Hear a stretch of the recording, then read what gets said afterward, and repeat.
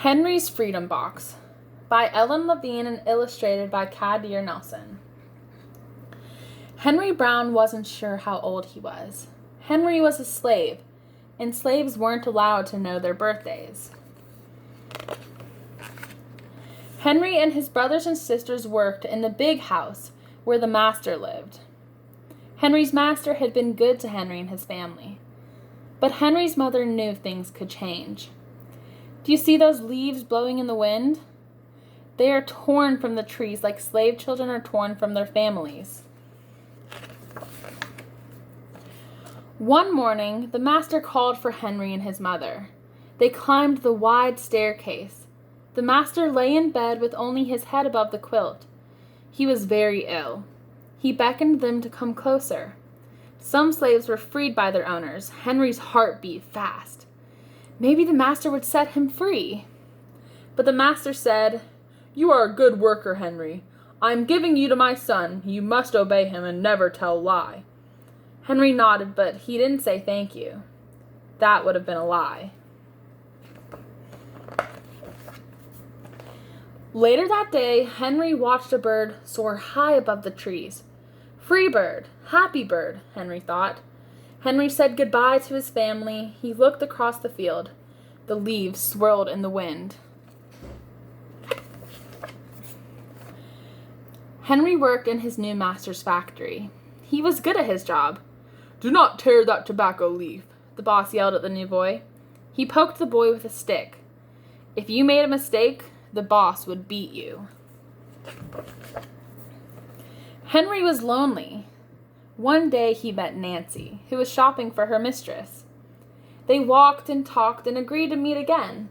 Henry felt like singing, but slaves didn't dare sing in the streets. Instead, he hummed all the way home. Months later, Henry asked Nancy to be his wife. When both their masters agreed, Henry and Nancy were married. Soon there was a little baby, then another and another. Henry knew they were very lucky. They lived together even though they had different masters. But Nancy was worried. Her master had lost a great deal of money. "I'm afraid he will sell our children," she said. Henry sat very still. Henry worked hard all morning. He tried to forget what Nancy had said. His friend James came into the factory. He whispered to Henry, "Your wife and children were just sold at the slave market." "No!" cried Henry. Henry couldn't move. He couldn't think. He couldn't work. "Twist that tobacco!" The boss poked Henry. Henry twisted tobacco leaves. His heart twisted in his chest. At lunchtime, Henry rushed to the center of town. A large group of slaves were tied together. The owner shouted at them. Henry looked for his family. "Father! Father!" Henry watched his children disappear down the road. Where was Nancy? He saw her the same moment she saw him. When he wiped his tears, Nancy too was gone. Henry no longer sang. He couldn't hum. He went to work, and at night he ate supper and went to bed. Henry tried to think of happy times, but all he could see were the carts carrying away everyone he loved. Henry knew he would never see his family again. Many weeks passed. One morning, Henry heard singing. A little bird flew out of a tree into the open sky, and Henry thought about being free. But how? As he lifted a crate, he knew the answer. He asked James and Dr. Smith to help him. Dr. Smith was a white man who thought slavery was wrong. They met early the next day and at an empty warehouse. Henry arrived with a box. "I will mail myself to a place where there are no slaves," he said. James stared at the box, then at Henry. "What if you cough and someone hears you?" "I will cover my mouth and hope," Henry said. Dr. Smith wrote on the box, "To William H. Johnson, Arch Street, Philadelphia, Pennsylvania." Henry would be delivered to friends in Philadelphia. Then he printed on the crate in big letters, "This side up with care." Henry needed an excuse to stay home, or the work boss would think he had run off. James pointed to Henry's sore finger. But Henry knew it wasn't bad enough. He opened a bottle of oil of vitriol. "No!" cried James.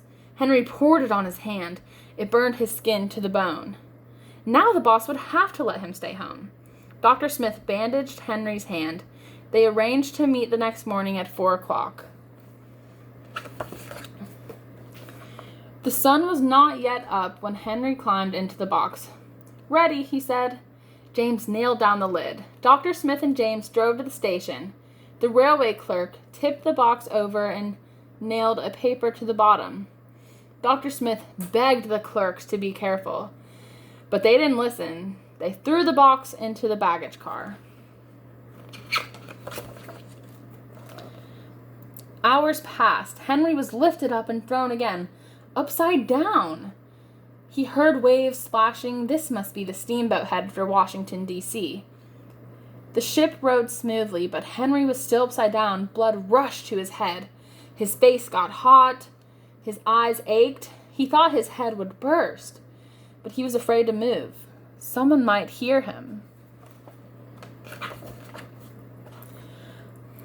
"I'm tired of standing," someone said. "Why don't we move the box and sit on it?" said another. Henry held his breath. Could they be talking about his box? Henry was pushed. The box scraped the deck. Now he was on his right side, now on his left, and suddenly right side up. "What do you think is in here?" said the first man. "Mail, I guess," said the other. "I am mail," thought Henry, "but not the kind they imagine." Henry was carried off the steamboat and placed in the railroad car, this time head up. He fell asleep to the rattling song of the train wheels. He awoke to loud knocking. "Henry, are you all right in there?" "All right," he answered. The cover was pried open. Henry stretched and stood up. 4 men smiled at him. "Welcome to Philadelphia." The end.